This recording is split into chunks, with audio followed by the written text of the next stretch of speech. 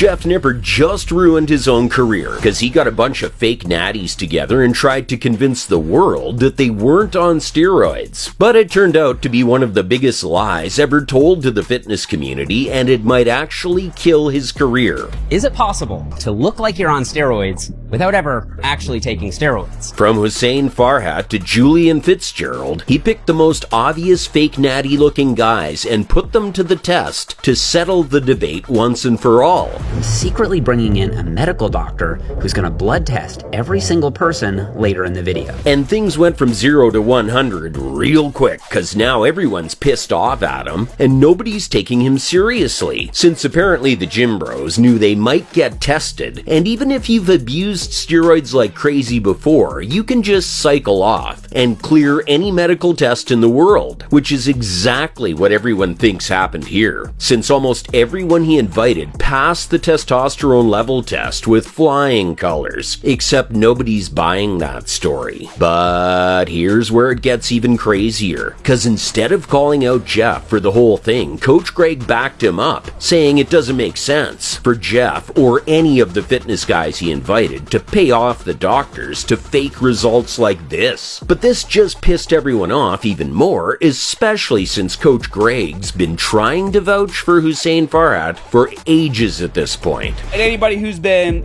training longer than, 2 days can take one look at these guys and know that they're more than likely full of...